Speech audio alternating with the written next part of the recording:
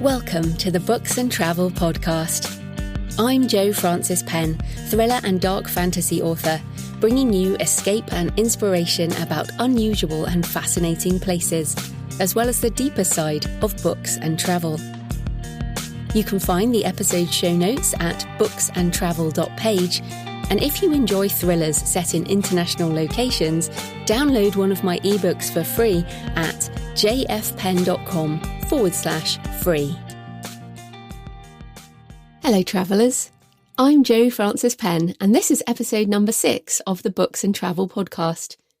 Today I'm talking about Macabre Montreal with Mark Lefebvre, who writes horror novels but also non-fiction books about the darker side of Canadian cities. Now, Mark and I have been friends for years now, and we are both happy, smiley, positive people. But we also share a love of the gothic and the supernatural. And yes, you can be both, as you will find out on this show as I continue doing interviews and my own talks. Now, we talk about some of the interesting things about Montreal, the city, and also why walking is a good way to look around. Now, I have been to Montreal. I visited in 2011. In the final months of my old day job before I left to become a full-time writer. Now, I was over there implementing financial systems into a company office. I was trapped in cubicle hell and my visit to the city was really overshadowed by the fact I was not enjoying my work and desperately wanted to leave. So I wasn't there for very long, and I did manage a quick sort of day out, and as is my habit, I went straight to the cathedral. I love cathedrals and I love architecture. It's a real thing for me. I enjoy architecture. And so I visited the Cathedral of Notre Dame and then also wandered around the old city. And I think that the European past and the French language that is in Montreal just kind of made me feel at home. But Montreal is so much more than that. And I barely scratched the surface with a quick trip. And although I've also been to Toronto in Canada, I don't know Canada at all. It's definitely on my list to go back. It's such a big country. I think that's why I haven't spent more time in Canada, but definitely on my list. So I hope you enjoy the interview with Mark today. Mark Leslie is a Canadian horror writer with a passion for haunted places. And today we're talking about his book, Macabre Montreal. Hi, Mark. Hey, Jo. How are you doing today? I'm good. Thanks for coming on. So just tell us, for starters, where are you in the world right now? Right now, I'm in Waterloo, Ontario, and that's in Canada. And for those people who aren't familiar with where Waterloo, Ontario is, it's about an hour and a half drive northwest of Toronto. Wow. So, and just to give us a taste of where that is, like, is it near lake or mountains, or what is it like there? Yeah, we are near the Great Lakes in North America, just north of Lake Ontario. And so Waterloo is relatively flat. I mean, there's a local ski hill, but it's not very big. You have to drive a couple hours to get to a really, really nice big ski hill, Blue Mountain, or even many more hours. One of the best skiing in this part of Canada is near Montreal. And so, it's just lots of greenery. We're near the Niagara Escarpment. So Niagara Falls is about a 2-hour drive away from here, and the Niagara Escarpment is beautiful. So the hiking here is impeccable. Great trails for running and, taking the dogs for a walk, etc. Yeah, wow, which is amazing. But today we're talking about Montreal. So why are you writing about Montreal? You're not living there. What fascinates you about the city, and what is different? Because I think people might not know about Quebec, or tell us about that. Yeah, sure. So, I mean, initially, my co-author for the book is Shana Krishnasamy, and we used to work together. And Shana knew that I had written ghost story books. This would be the 6th one I have either written or co-written. And she lives in Montreal. And she said, "Hey, would you ever want to co-author a book together?" And that's how some of the projects come about. She says, "Well, I live in Montreal," so she could go on the ghost walks and take pictures. And then myself, I could do a lot of the research through reading and books and stuff like that. Now, one of the beautiful things about Montreal is probably Quebec City is probably the only city in Canada that has more of a European feel. than Montreal. Like some of the old Montreal downtown has a very, when you're in Paris or you're in Lille in France, you get that sense, this just beautiful old architecture and the cobblestone streets and all of this beautiful history. And Montreal does have a beautiful sense of that history. So it has Quebec in Canada has a very, very strong French culture. It's probably more primarily French than any other place in Canada. My actual last name is Lefebvre, or Lefebvre, if you want to try and give a bit of a French tang to it. And so, I don't speak French very, very well, and most people can never spell or pronounce Lefebvre.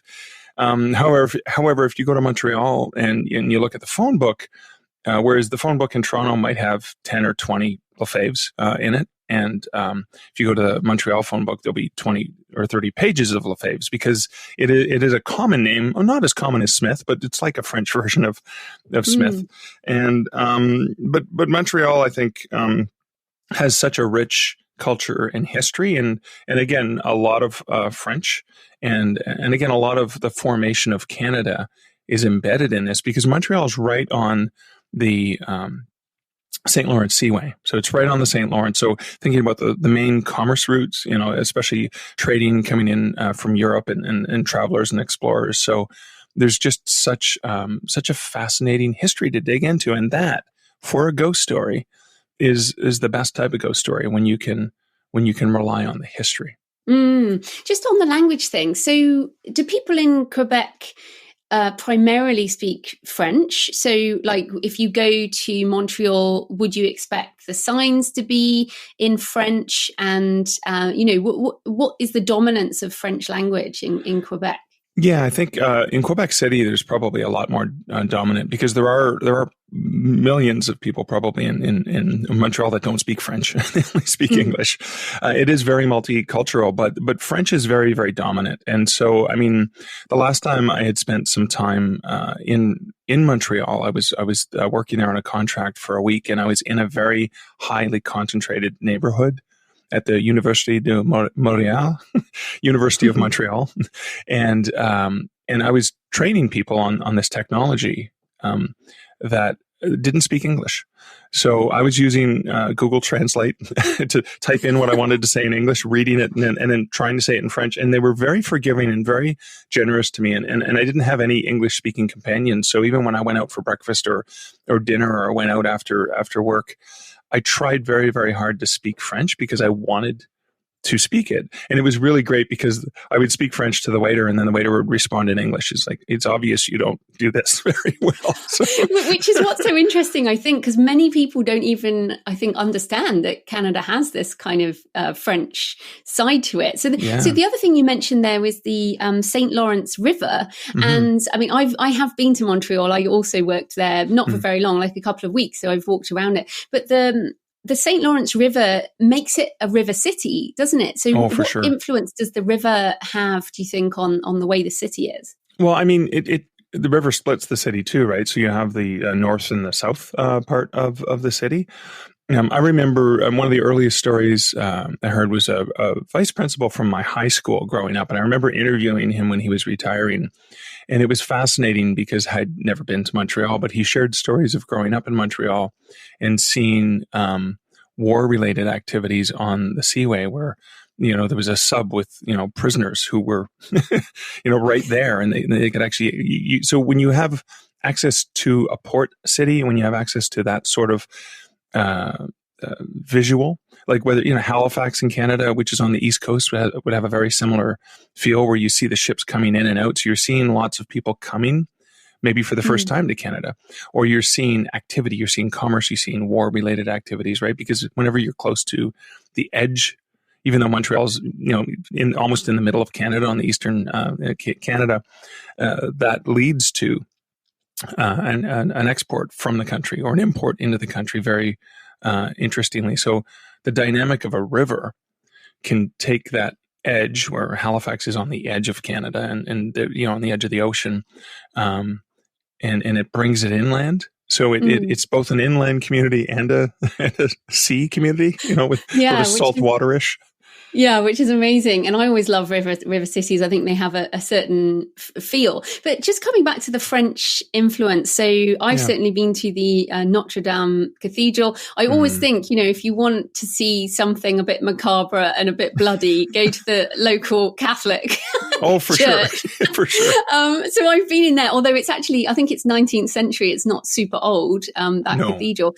But what are some of if people want to see into the history, the French influence, of course, the British killed people as well, and Yes. the British always go around killing people. But where might people visit to sort of see that French history? Well, I think, one of the best ways to see some of the French history is the cemetery. Mount Royal Cemetery is this spectacularly huge metropolis of a cemetery. And what I found fascinating is I expected to see a lot of French names. But then I found like there was a Chinese section, like it's almost like a Chinatown sort of in the cemetery. And then there was an Italian section, and then there was a Polish section. And so there's this amazing cultural dichotomy in the cemetery that we found. And Liz and I, when we were there this past fall in October, we were there exploring, and I think we spent 3 hours exploring the cemetery and just finding all of the different sections. There's a huge Jewish population from Montreal as well.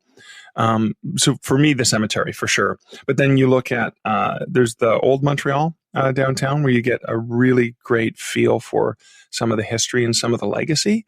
But what I really like about it is, I mean, it's such a large city. It's the second largest city in Canada. So it has this really great sense. What you get in most really large cities is you have the expansion of the city and the downtown, but then when you get into certain neighborhoods, you get this amazing flair of the local history and the local culture, and every neighborhood has its own uniqueness to it that could almost be in almost any city, except for the fact that there's a predominant French population. And even though Canada is an officially bilingual country, Quebec and Montreal would be a place where you actually see bilingual signs. See stop arrête rather than just arrête or just stop. And in many places in Quebec, you don't see stop, you just see arrête. So where you don't get as much of that. Like in Ontario, where I live, there's certain communities such as Sudbury, where I grew up, that does have a higher prominence of French people. But Toronto, not as much, right? Toronto's a lot more multicultural in nature, so it's harder to find somebody who actually speaks French. So just back on that cemetery. So of course both of us enjoy cemeteries, and I've been to a lot in France. Obviously Père Lachaise in Paris would be a famous cemetery where there were more the European style of mausoleums, which I think, like little houses almost, where the dead are placed. So is that the sense of Mount Royal? Has it got kind of the European mausoleum idea? Has it got some beautiful sculptures? What's so cool about it? It's gorgeous. Yeah, the mausoleums alone are evidence. And so Liz, my partner, and I, when we were up there, she's the one who pointed out, she said, it's amazing how, people live beyond life the way they lived. So you can imagine that maybe they lived in a giant mansion in a certain rich neighborhood in Montreal, and now they're in the rich neighborhood. The graveyard. where you look at it and you think, wow, these dead people are sleeping, their bodies are resting in a place that's probably nicer than a lot of people live in right now who are alive. I mean, it's amazing. I love rituals around death, and I love the way that we treat them, like how we go visit dead people and how we respect their lives and how we honor them. But these these are expensive. They look gorgeous. It's like, I could live here. This is so nice. And again, there's just neighborhoods, sprawling neighborhoods of these. It's almost like when you go to a certain city and you wonder, well, how can somebody afford a house this big? And you're thinking, well, I know what a tombstone costs. When you're having buried family members, I know what it costs just for a standard tombstone. I can't imagine what a sculpture like this is. Cost. Yeah, we better start saving up now, Mark, for post-life sculptures. Yeah, no kidding. Yeah. But So talking about the darker side, so you as you said, you've written 6 ghostly haunted place books and ghost tours. I mean, I live in Bath in the UK, as you know, and there are ghost tours here. They're popular throughout the world. And I thought before we get into the detail, like, what do you think draws people? So people arrive in a new city and they go on a ghost tour of the city, which is, you know, some people would find that a little macabre, as we said. Right. So what does it add to an experience of a place to go on a sort of a ghost tour? Well, I think it goes back to the reason why I enjoy writing these books, because regardless of whether or not people believe in ghosts or they believe in life after death or what they believe, regardless of even their religion or whatever, there's an opportunity with ghosts that people want to talk about it because it's the unknown and everyone loves talking about the unknown. Now, for myself, I was never good at history. The way history had been taught to me in school, it was the most boring subject I can ever imagine. And you know, you get the old tropes. So you say, well, why is this important? It happened 100 years ago. How does it affect me today? And I never had teachers that were able to drive it home. The very first ghost walk I went on was in our nation's capital in Ottawa. And I remember going on the ghost walk because we thought, this would be interesting. I'd love to hear some ghost stories. And that's when I made the connection between history and ghosts, because they were dressed in, in the Victorian sort of robes, and they had an old lantern, and it felt like you were walking back in history, and they explained so much about the people and the places. And you realize all of a sudden that the history of that city comes alive when you start to talk about the people who walked here before us, the people who built the things, the people who lived and dreamed and died. And of course, that's what leads to the stories of the hauntings and the ghosts. So I think when I go to a city, I think one of the most fascinating ways to learn about the city is not just walking through neighborhoods, but it's actually, if there's a local ghost walk, you're usually going to get an amazing flavor for history. And again, you can't tell a good ghost story without digging into some of that rich history. And in every single book I've written, Macabre Montreal included, I learned so much more about the city than I thought. I thought I initially knew stuff about the city, but then when you start digging into the past, you went, wow, that's fascinating. I didn't know that about Montreal, or I didn't know that about Ottawa or one of the other cities. And that to me is where the ghosts, the ghost stories come in really, really handy. And it's also, I think the other thing is, because people love to talk about it, word of mouth travels really, really fast. You're at a restaurant afterwards and you're raving to the waiter or the waitress about the tour you were just on, and then they tell other people, right? So there's this great opportunity to for that to spread in an analog, viral way.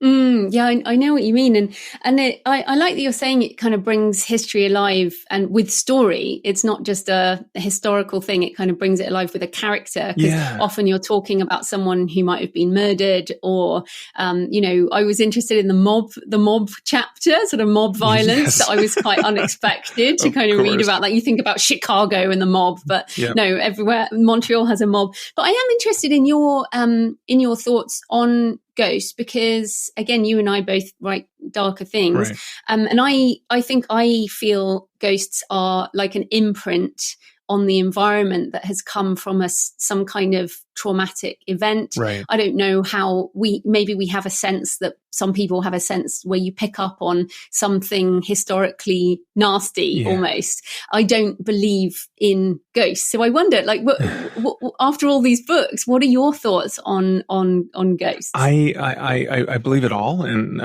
none of it at the same time. So, I mean, I'm an optimistic skeptic or an open-minded skeptic. So, I mean, one of the theories, and I bounce around, that is one of my theories, that a traumatic event or an important event left an impression on the time-space continuum, and what we're seeing is like a history reel, because it was such a strong impression, like an echo or a ripple on, in water, that what we're seeing is the effect of that long ago. But then, of course, there's also the interactive, and that would be a non-interactive ghost that just kind of goes through the ritual and you just see it again and again and again and again.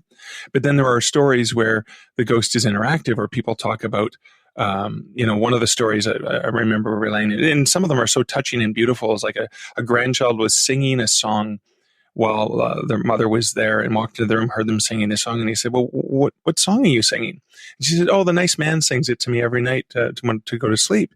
And the nice man, and she found a picture of the nice man a few days later, and that was the woman's father who had died before the baby was born. And that was the song that her father used to sing to her when she was asleep. And she had never sang the song to her child. And suddenly her child knew the song because the nice man would sing it to her. So that's, an interactive ghost where, is that the spirit of the deceased, or is there some other presence that's bringing that love into the child's life? And so that's where I keep changing my perspective on what a ghost is, depending on the stories I hear and the details that surround it. But again, that's the fascinating thing about it, is because you and I can both believe in the paranormal, and the source isn't as important as the effect that the story has on us. It gives us a chill. It makes us feel warm. It makes us feel cold. It makes us feel, maybe a lovely tear to think about how touching it is that you can be connected. And I think it also relates to the way that humanity itself is connected in many, many ways, where we have more, even though our world is very divisive right now, especially, we have more in common with one another than we ever let on. And we have more in common with those people who lived here in Canada hundreds of years ago or thousands of years ago, where you are, right? Where there was a richer history. We have more in common with those people than we believe. And I think ghosts help us see that.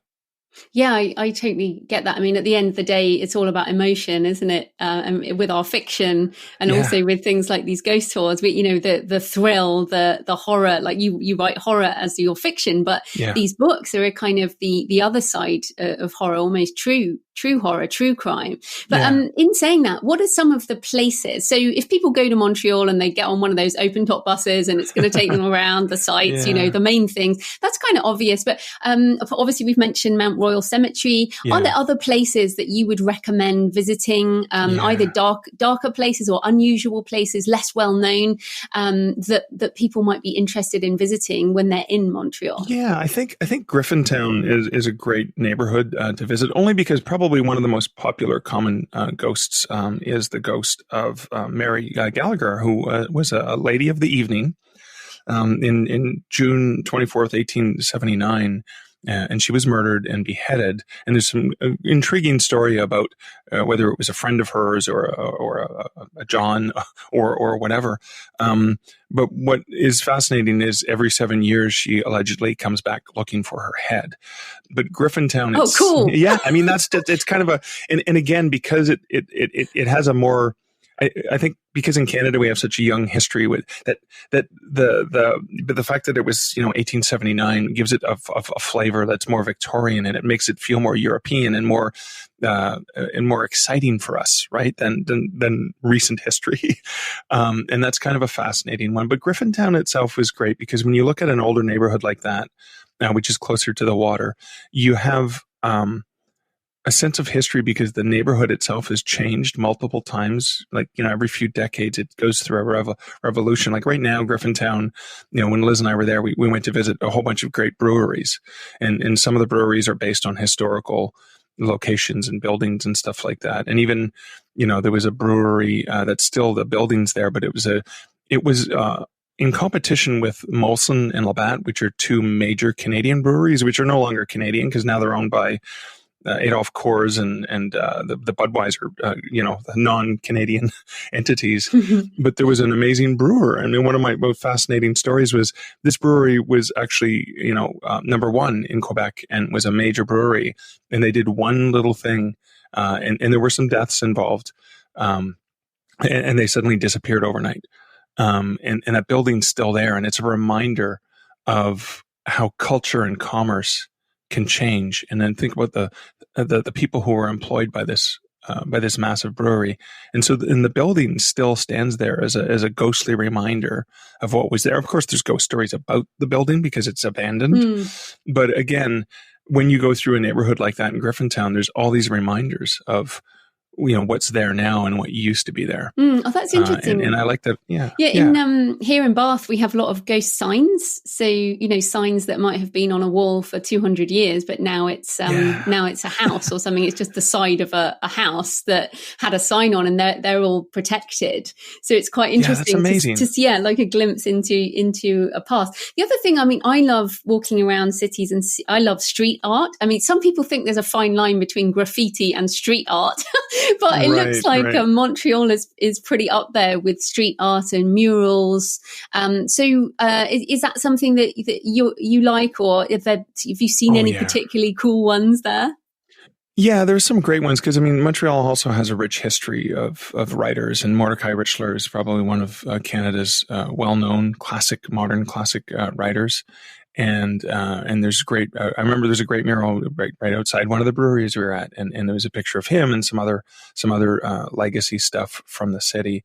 I found, and again, you don't discover these on the main streets. It's when you go slightly off the beaten path that you find these fascinating things, these fascinating street art and murals. But again, you get that in any city, right? So long as you're open to exploring. Absolutely. Yeah. And I love the pictures of those things. I often take pictures of street art and things when I'm going. Now, you talked about a brewery there, and I think very importantly, eating and drinking are always important when we travel. So what should we eat or drink? And even if it's just try it because you're there when in Montreal. Well, very Canadian and, very Montrealish. If you're in Canada or Montreal, you have to have the poutine. And poutine is French fries with cheese curds and hot gravy poured onto it. And so the gravy melts the cheese curds into it. Now, I know poutine is expanded beyond, standard, but the best poutine comes from Montreal usually. It does sound like you should only eat that when you have been drinking something else. Well, it really, really helps. And getting poutine at one of the breweries is amazing. And the other thing I think, when I'm in Montreal, I have to go to a deli and get a smoked meat sandwich, maybe even on a Montreal style bagel as opposed to a New York style bagel. So they're a chewier type of bagel, and it comes from the Jewish heritage from Montreal. So going to a Montreal deli and getting a Reuben or some sort of brilliantly delicious smoked meat sandwich is a must. And what about drinking? Is there any particular beer you would recommend, or any Montreal special drink we should know about? So a lot of there's some amazing breweries in Montreal, including one Unibroue, which is just south of Montreal. But they're probably one of the ones that it doesn't matter where I go in the States, if they have a Canadian beer, it's usually from them. And their beers are very highly potent. So it's usually anywhere between 8 to 14%.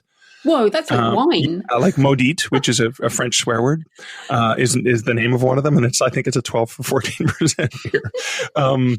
But I think the style of beer that comes out of Montreal is very, very heavily influenced by Belgian and French beer. It's very similar to the beers that I would have when I was in France and in that area of Europe. So it's a lot of them are the wheat-based beers. They do some excellent porters and stouts as well.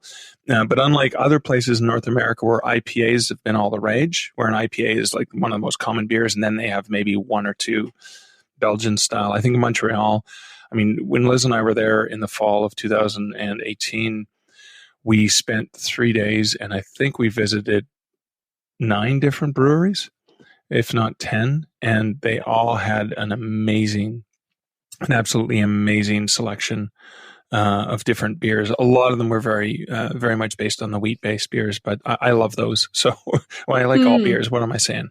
And what about with the French influence? Is there a lot of Canadian wine it's not as well known. Because unlike the wine regions of France, in Canada, a lot of the wine comes from the Niagara region because the climate, the climate and the weather and the Niagara Escarpment helps protect some of the wine. So there are wineries in Quebec. They're not as probably well known, but you can get some really, really good wines in Quebec as well.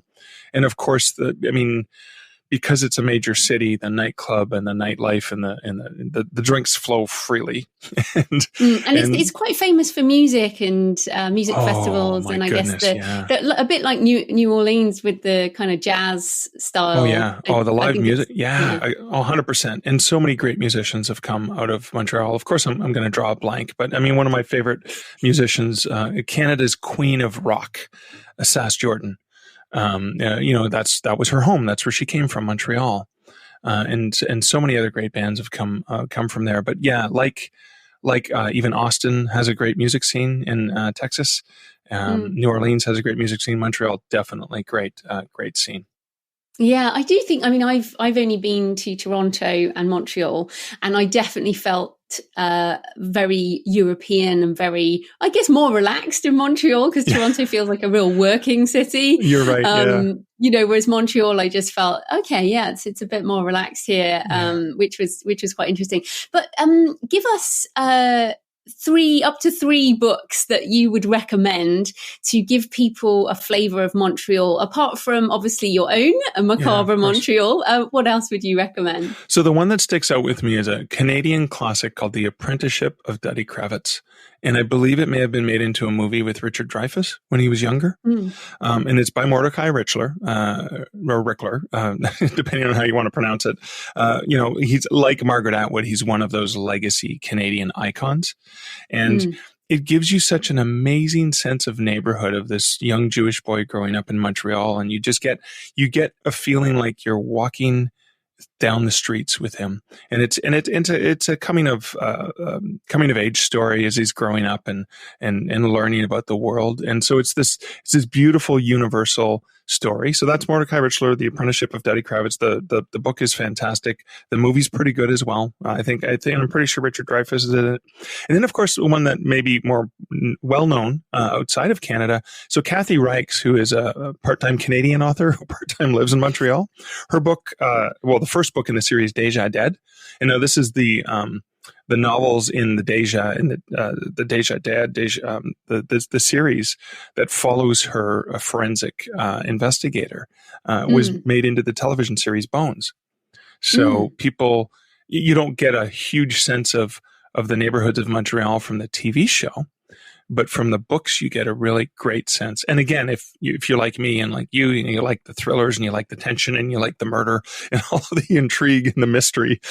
So you're saying Deja Dead was written about Montreal? Yeah. That's where. I didn't know. Yeah, that's. So again, you get some flavor for Montreal in those books. Not as rich as the neighborhoods, like the more historic 60s, 50s, 60s neighborhoods from Mordecai Richler. And then another one, which is interesting. And so the book translates into English. It's by Danny Laferriere, and it's 1970, and it's called How to Make Love to a Negro. And it was translated from French into English. It was also made into a movie. And what I loved about that is it really explores the multicultural elements of Montreal from a black man's perspective. And this is a comedy. This is a comedy that he wrote about being a black man in Montreal. And as you can tell, it's dark humor, but, and obviously, and it's using a word that's probably not accepted in modern English, but that is the title that he gave. And he's been compared to Charles Bukowski, Henry Miller, or it even has like a Jack Kerouac flavor to it. But again, I remember studying that in university and really, always thinking of Montreal as just a French city, but now I was seeing it as a French black man. And that was fascinating. So those are three different perspectives of different neighborhoods. Yeah, wow, those are awesome. Yeah. Those are really different perspectives. Thank you for those. That's amazing. But all great novels, and I highly recommend them. Yeah, fantastic. Okay, so obviously people listening to this love to travel, and I know you travel a lot. So I want to just ask a sort of broader question. Why do you travel, and what does travel bring to your writing and your life? Oh, that's a great question. Thank you. I travel a lot, usually because I have to go somewhere for a conference. But when it's my choice, I like to pick a place where I can explore on foot. And there's a great book, and I can't remember the Canadian author, but it was a book on walking and the importance of walking. And I go back and I read Henry David Thoreau's essay on walking and the importance of sauntering. Like, I want to be a saunterer. It's the flaneur, the wanderer. Yeah, flaneur, exactly. And so what I love about this, and even if in a city, I know I've read some great novels based in Brooklyn. And so when we've gone to New York, what Liz and I very specifically do is we walk through neighborhoods. San Diego as well. You can actually walk from the airport downtown. It's beautiful. When you can walk from the airport to a city core, I think that's the most richest experience you can have to really see the city. You can do it in LA as well. You're not downtown at the airport, but so I think I love that because you really get a wonderful sense of the people rather than just like whizzing through in a taxi or whizzing by in a car or on a bus, because you stop and you interact with people and you connect with people. And that's one of the things I love most about traveling is the universality of when you connect with other human beings in their neighborhoods. There can be feelings of welcome. There can be feelings of pride. There can be, because usually when they know that you're not from there, they want to share something with you about what makes their area special, what makes this special. I love traveling. I prefer not to go to a chain restaurant, for example. I'd rather find a mom and pop. I think we get that in our craft beer explorations, because when you're doing craft beer, it is made right there on the spot. And so that to me is one of the richest experiences with traveling. It gets us in trouble sometimes because sometimes we go off the beaten path into neighborhoods we shouldn't go into. But again, that gives us the real sense of the world and the real sense of what's going on, as opposed to that either that prejudice or that perspective we have. Perfect example would be my first visit to Oklahoma City in December, and I had this impression that Oklahoma City was going to be. I knew it was going to be friendly because it's the deep South, or it has the deep South feel. But I didn't realize how friendly it was going to be. It felt like I was in a small Canadian city or a small Canadian town, and it was just amazing. The culture, I was not expecting the richness of culture, and I think when you go to a city, I love to challenge myself and think about what I thought it was going to be like, and then compare that to what I actually experienced by being right in there. That to me is the pure pleasure of travel. Now, of course, as a writer, and I know you do this as well, I'm walking down the street and sometimes I'm walking with one of my characters. And I'll use, A Canadian Werewolf in New York was one of my fiction novels, and it was inspired by walking through Midtown, New York, and imagining my character, Michael Andrews, talking to me. And I was seeing what he was seeing. I wasn't seeing it from my perspective, but I was able to see what he saw, smell what he smelled, heard what he heard. And I do that sometimes, and sometimes I'm in a place and suddenly the character jumps out and says, "I'd like to be here." You're here. Can I be here too? And then I go, "Really? Well, what would it be like for you?" And I have this conversation. People look at me strange. No, I usually do it in my head, but I find that a really fascinating way. So not only do I get to experience the city, but I get to experience the city from the perspective of my character, who maybe he lives in that neighborhood, or maybe he's seen it for the first time. And that is gold for a writer. Yeah, that's brilliant. And I mean, I certainly do the same thing, and travel is definitely ends up in all my books. So just, you mentioned one of your books there, but tell people a bit more about your other books that you have, and also where to find you online. Oh, thank you. Well, you can find me online at markleslie.ca, and there's links to all my books. And I think, so I mentioned A Canadian Werewolf in New York. So again, it's a fish out of water story of a small town country bumpkin living in, one of the world's largest cities, and he happens to have lycanthropy, so he has to deal with that. Some of my other stuff is I, Death, which is really macabre, really horror. It gives you a real interesting sense of Sudbury, Ontario, which is where I grew up, small town or small city, as well as I'm drawing a blank, of course, on them because there's so many of these books. So I have Michael from my Canadian Werewolf series. He has to go visit LA, and that one's going to be called Fear and Longing in Los Angeles. Again, Cool. 2 riffs on 2 different popular books / movies. But again, a lot of that is fun. And I am going to be writing for an amazing monsters anthology. It's called Monster Road Trip, and that's the theme. And it's like, oh, I'm going to have Michael go on a road trip now. I don't know where he's going yet, but probably in the next month or 2, when I'm in the car driving somewhere, I'm going to go, this is where Michael's going. Cool. And I'm sure that's how you get inspired for stories too. Oh, yeah, definitely. Well, thanks so much, Mark. That was great. Thank you, Jo. Thanks for joining me today on the Books and Travel podcast. I hope you found a moment of escape. You can find the episode show notes at booksandtravel.page. And if you enjoy thrillers set in international locations, download one of my books for free at jfpen.com/free. Happy travels until next time.